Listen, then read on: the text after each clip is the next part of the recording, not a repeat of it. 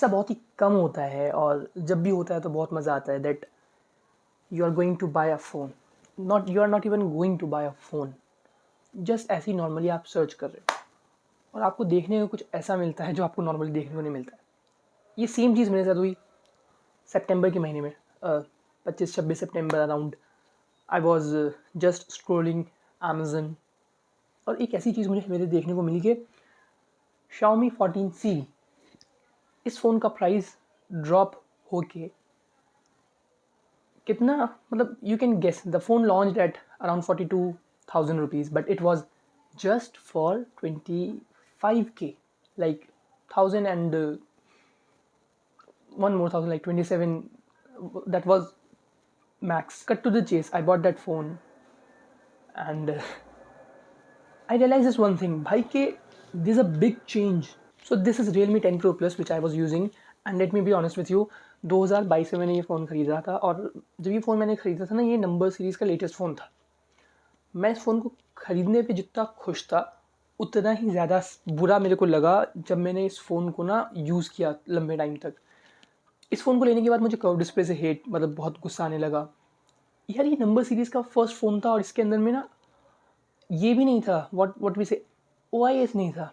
सो जब भी मैंने इससे फ़ोटोज़ वीडियोज़ बनाई, 4K 60 FPS की मुझे बनाने के लिए देता था Dimensity 1080, but I was literally hating the processor क्योंकि भाई OIS ही नहीं था। मैं फ़ोटोज़ वीडियोज़ अच्छे से ले ही नहीं पा रहा। It was so shaky that I just hate that thing.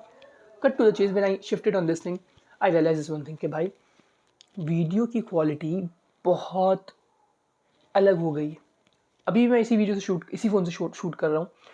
One thing that you have to remember कि अभी जो मैं वीडियो शूट कर रहा हूँ ये अच्छी कंडीशन में, इंडोर कंडीशन में है, लाइटिंग बड़ी कंट्रोल्ड है। आउटडोर में आपको पता चलेगा कि इसका असल में कैसा है। So this is the thing, I switch from Realme. मेरा पहला फ़ोन 2019 में मैंने लिया था Realme C1 and it was the best phone I use. It was like 8,500 रुपये का फ़ोन था। I loved that phone, 332 GB storage के साथ आने वाला। भाई रियलमी ने जो ताबड़तोड़ मचाए थे ना स्टार्टिंग के फेसेस में, then that's why I just bought my other phone. मुझे को एक्सपेरिमेंट नहीं करना तो मैंने रियलमी 10 Pro Plus लिया, but I realise this one thing कि नो यार this like something lacking.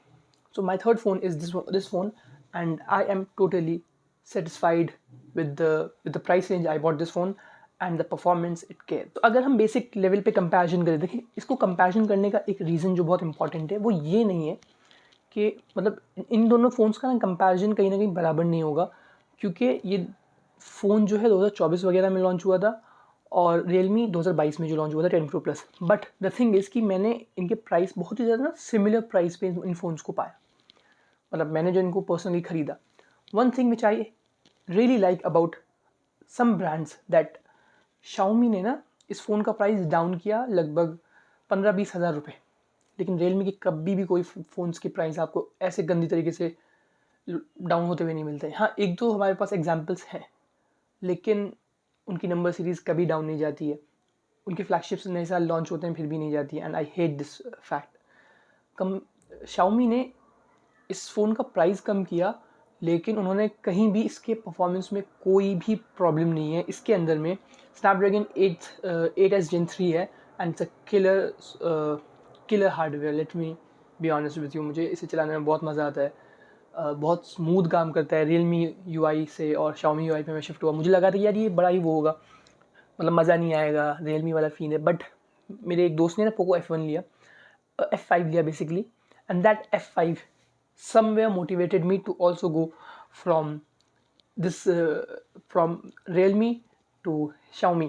Camera setup की बात की जाए तो camera setup is that one most important thing which I thought कि भाई बहुत बड़ा फ़र्क आया है, क्योंकि इसके अंदर में लाइका की ब्रांडिंग के साथ कैमरा मिलता है, जिसमें दो अलग अलग मोड है, एक लाइका वाइब्रेंट और एक लाइका ऑथेंटिक।